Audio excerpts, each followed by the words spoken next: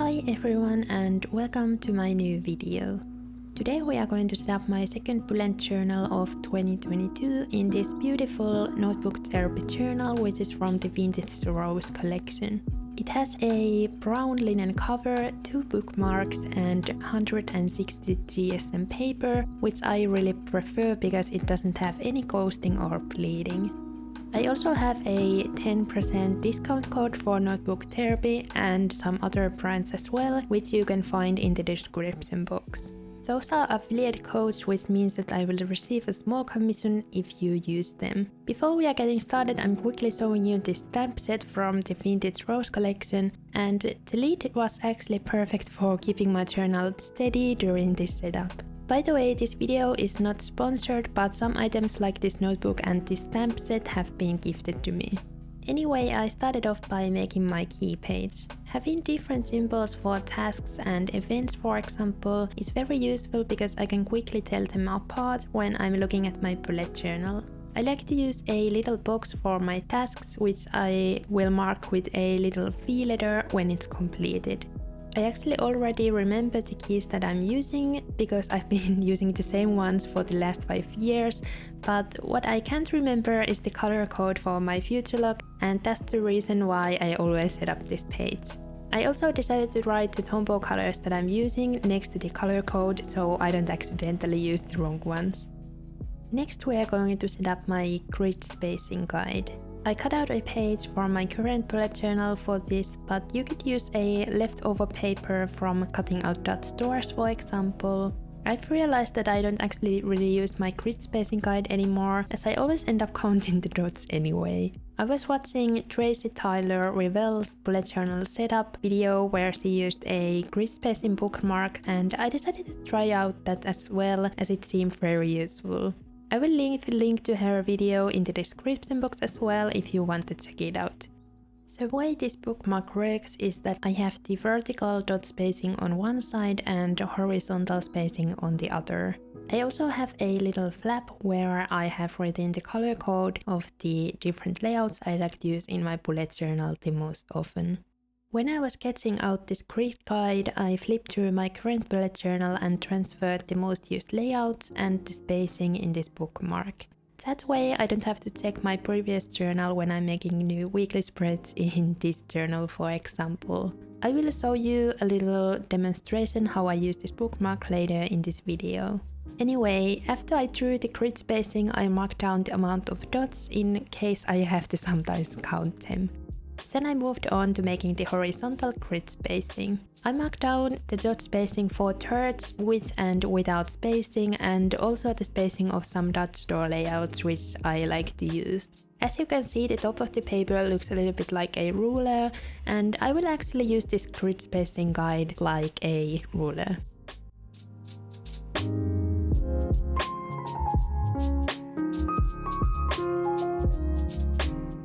The top of the horizontal side had some empty space on the top where I wrote the title with my Tombow fudenosuke pen and pigma micron pen fineliner. Then I folded the color code tab because in my opinion the bookmark looks a little bit neater when it's folded.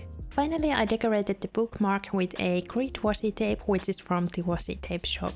I wanted to use some neutral colors and soft pinks for this setup, and I felt like this washi tape suited it perfectly.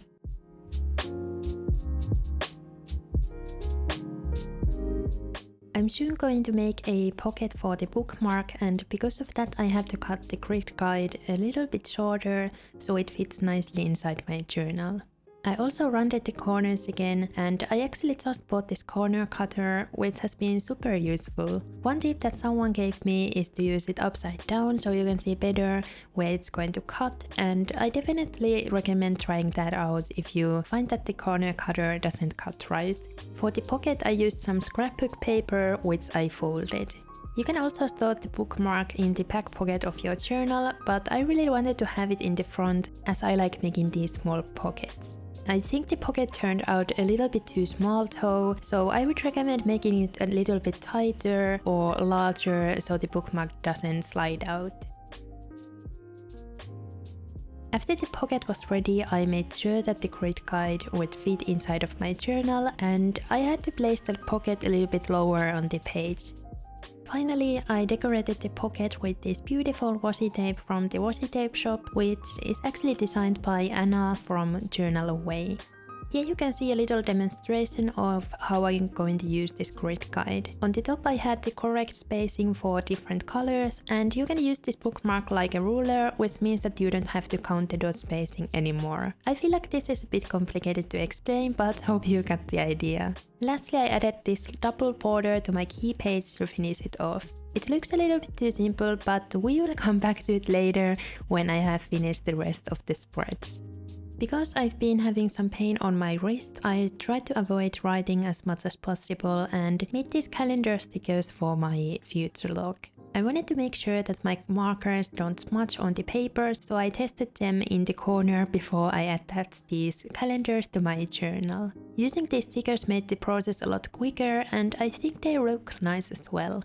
I just realized that I didn't double check that the dates are correct, and now I really hope I got them right. In this future log I will write important dates I need to remember, like birthdays and deadlines. I don't usually have a lot of them, so having 12 months in the same spread works really well. Anyway, for the decorations I added the same grid washi tape that I used in the previous spread. Then I wrote the months on the top of the calendars with a cursive font. By the way, I have got some questions about the grid spacing I use in some of my layouts, and in this future log I have 6 dots above the first row of the mini calendars, and I have 1 dot space between each calendar, if that makes sense. Then I have about 7 dots of writing space below each calendar. Anyway, at this point I felt like the washi tape didn't look quite right on the top of the page, so I decided to cut it in half and decorate the bottom of the spread with it as well. I felt like this made the future log look a little bit more symmetrical, and I definitely prefer it this way.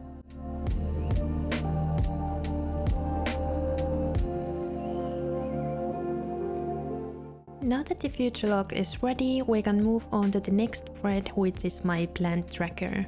I struggled a lot with this spread, and you will see that soon. I loved having this spread in the beginning of my current bullet journal, so I decided to make one for this new one as well. In this tracker I will mark down the days when I gave water to my plants or fertilized them. I have quite a lot of plants, and some of them have different watering schedules, so this spread has helped me to make sure that I don't forget some of those. I started out by cutting some dot stores so I can have plant tracker ready for the rest of this year. I also cut out some tabs, and I would recommend sketching them out beforehand so you don't accidentally cut them off like I almost did. After the tabs were ready, I added washi tape for each tab for decorations. On the other side of the tabs I actually wrote the month that the tracker is for, and you will see what I mean later. To keep this spread nice and simple, I just wrote the header with calligraphy on the top of the page. Then I started writing out the plants that I have on the left side of the spread. And at this point I realized that I had messed up my layout, because the list of plants is going to be covered with the dot store, which means that I would have to write the list in each dot store over and over again. And I really didn't want to do that because my wrist was hurting from writing just this list. By the way, I haven't injured my wrist, and I think it's hurting because writing, drawing and editing can get the muscles tense or something like that. It's not fully recovered yet, so I've been trying to give it as much rest as possible, and that's also why I didn't draw anything in this bullet journal setup. Anyway, now I'm just writing out all the plants that I have, and I will show you later how I fixed the mistake that I made earlier with this layout. I actually really wanted to talk about the struggle of starting a new journal. As you may know, I've been bullet journaling for 5 years now, and I actually still find setting up a new journal a bit intimidating. I think it's because the journal is completely empty, and that somehow makes my brain confused. Starting a new journal is also very exciting, as you can try out different notebook or some new spreads. I always like to keep the beginning pages of my bullet journal setup pretty simple, because then setting up a new journal is not as intimidating and simple spreads are sometimes a bit more functional as well. Anyway, now we are going to fix the mistake that I made earlier. I decided to scan my bullet journal page so I can print the list of plants instead of writing out the list over and over again. I used the selection tool with a rectangle to select the area I want to print. By the way, you can totally do this with your computer as well, with some kind of photo editing software. After I had selected the area I would like to keep, I pressed the copy-paste button and deleted the rest of the image. Then I moved the list in the corner of the page so I can have as many lists in the same file as I will need for my tracker. Because the background doesn't look white, I went over to the adjustments and selected the hue, saturation and brightness, and added brightness to make the background as white as possible so it would match my notebook page. The text now looks blown out, so I went over the adjustments again and selected curves. Then I selected gamma and adjusted the bottom of the curve to make the text look black again. Finally, I duplicated the image and arranged them on the canvas. I will use my plant tracker from June to December, so I need 6 lists in total, but I added one extra just in case. By the way, the lighting is a little bit different in this because I had to turn off my ring light so you can see the screen of my iPad better. Here is the printed version of what you just saw on my iPad, and I think this turned out great. I actually had problems with my printer ink cartridges and almost couldn't print it, but luckily the black cartridge was working and I managed to get the page printed. I thought I would show you this process as well, as it can be useful if you ever need to transfer pages from your old bullet journal to your new one, for example. If you, for example, have a period or health tracker, it can be useful to transfer the previous months into new journal so you can see different symptoms without looking them up in your old journal. Anyway, at this point my glue roller ran out of tape and I had to use a glue stick instead, and I ended up remembering why I don't like glue sticks because I ended up having glue all over my fingers. I feel like it's also easier to be more precise with the glue tape as you don't have to re-glue the corners, for example. After I had finished the Dutch door, I started decorating the spread. I wanted to keep the setup pretty quick as making the Dutch doors took some time, so I decided to decorate the spread with washi tapes. I changed my mind and wanted to have the washi decorations on each side of the Dutch door, and because of that I decided to change the placement of the washi tape so it doesn't show up when I flip to the next Dutch door. The washi tape shop gifted me these beautiful washi tapes last year, and as I hadn't used all of them yet, I decided to decorate each Dutch door with a different one. I tried to pick up ones that would match the month and the season best. November, for example, is very gloomy here in Finland, and I thought this black and white floral washi tape would go well with it. Now that the plant tracker is finally ready, I thought I would show you how I use it. I will mark the days when I watered my plant with a little circle, and if I fertilize the plant as well, I will add a little dot inside of that. The layout is similar to a standard habit tracker layout, but instead of habits I have the names of the plants on the left and I can fit 1 month to one spread. Next I'm setting up a page for content ideas, and this was inspired by Leela Journal's layout that I saw in her bullet journal setup video, which I will link below. This is like a structured brain dump page where I can write different content ideas that I have. Most of you probably don't need this kind of spread, but you could use this layout for different kinds of creative projects as well. I divided this spread into 3 different categories, which are YouTube, Insta and TikTok, and Bujo theme ideas. I also have a section for questions that I've got on each platform so I don't forget them and I can make a video about them in the future. By the way, if you have any questions or videos you would like to see, feel free to leave them in the comments so I can add them to my list. I kept the decorations on this page pretty simple and added just some gold lines next to the header and a light grid to the boxes because I felt like they really needed it. I used a marker from Crayola Colors of the World set, which I recently bought, and the set has so many pretty neutral shades, which I can't wait to use in my drawings once my wrist is fully healed. Now I'm making a page for goals and reflection, and I actually got this idea from Journal Away. I haven't done very well with my yearly goals so far, so I thought having a page where I can reflect them and set up action steps could really help. I don't know about you, but I feel like it's really easy to set some goals at the beginning of the year and then forget about them, so sometimes it's good to write those down again and see if there are still something you would like to achieve. I used to write goals like be better at drawing or exercise more, but I feel like at the end of the year it can be difficult to see if you actually completed those goals or not. Having a realistic goal and breaking it down to small action steps can really help, because then you can actually see the progress you are making once you complete the small steps. Anyway, next we are setting up things to check out spread. I got this idea from Amanda Rice Lee, and it's nice to have a place where you can write different books or TV show recommendations so you don't forget them. I felt like the previous spread looked a little bit too light with the colors, so I decided to use a black fine liner instead for the boxes in the spread. I don't know how I feel about that choice, as now looking back I really like the light colors in the previous spread. Anyway, I divided the page into 4 different categories, which are books, TV shows, music and movies. I would love to hear your current favorites so I can add them in the spread and check them out. For the decorations, I used the same grid washi tape and played around a little bit with the placement. Finally, I added some simple gold lines next to the header.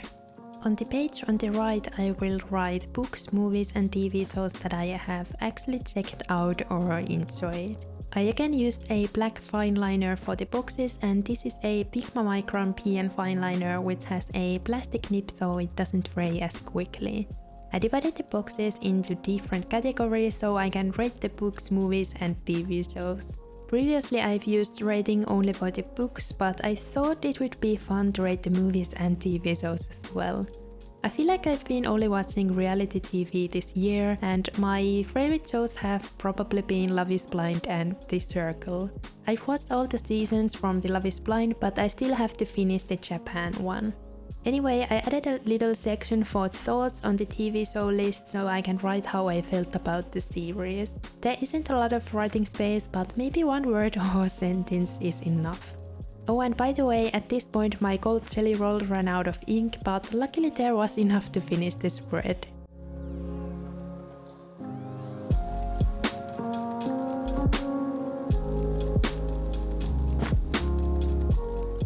Now we are setting up the last spread of this video, which is a budget tracker. I've never made one, so I don't know yet how this is going to work, but I'm excited to start using it. This is mainly for tracking the inconsistent income like YouTube AdSense and affiliate commissions, as they are a bit more difficult to keep track of. For daily expense tracking, I like to use my phone instead, because having an expense tracker in my bullet journal just didn't work for me. On the top I have summary for the first half of the year, where I have also written the different streams of income. Here you can see the brands that I'm affiliated, by the way, and I have discounts for all of them in the description box. If you use the affiliate codes or links and purchase through them, I will receive a small commission from the brand, which helps to support me as a creator and artist. That is totally optional, of course, and I already really appreciate that you are watching my videos. Anyway, on the page on the right I made 3 different sections and used a light color for the boxes, as I really like that more airy and fresh look.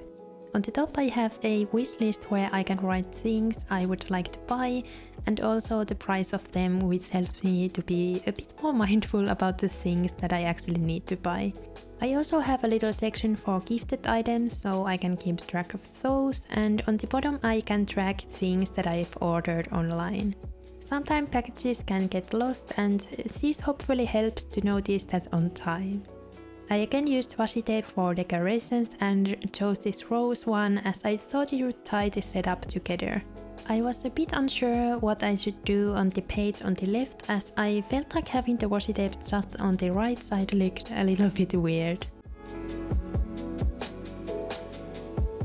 I then decided to use the stickers from the Notebook Therapy Vintage Rose washi set near the header. I think they went really well with the colors and suited better on this left page. I cut out a tiny piece off from the other sticker so it doesn't cover the tracker too much. Finally, I went back to the key and grid spacing spread to finish it off. I felt like something was missing, so I decided to add the see-through paper from Notebook Therapy's scrapbook paper set. And again, I really wish my glue tape didn't run out, because I had some trouble with using this glue stick, which also was running out, by the way. Next time I will definitely make sure that I have enough of all the supplies that I need. Anyway, I think this paper gave a nice vintage feel to the spread, and it was a simple way to add some color and texture. I was a little bit nervous how the setup would turn out, as I couldn't draw this time, but overall I'm very happy with it, and it was also fun to try out some new things and use the stationery that I have. I'm very new when it comes to scrapbooking, and it's been fun to experiment with it a little bit, and I've loved doing especially these little pockets. Anyway, I finished off the spread by adding these little circle stickers from the Notebook Therapy Vintage Rose collection, and I think they tied the spread together nicely and also suited the color scheme perfectly. And now it's time for the final flip through. I thought I would show you some close-ups of the details so you can see them a little bit better. Funnily enough, I think this is the most decorative new Bujo setup that I've done, even though I try to keep it more on the simple side. I usually go for a black and white or neutral color scheme, but this time I decided to try out something new, and I really like how the setup turned out. This blank tracker spread is probably my favorite, and I love the little tabs. I'm also really happy that I was able to fix the mistake that I made with the layout, and I think the tracker looks a lot better than my previous one because the dot stores are bigger.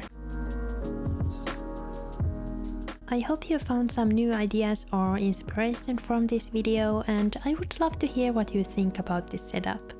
Remember to like this video if you enjoyed it, and maybe leave a rose emoji in the comments if you are still here watching. Thank you so much for watching, and I hope to see you in my next video. Bye bye!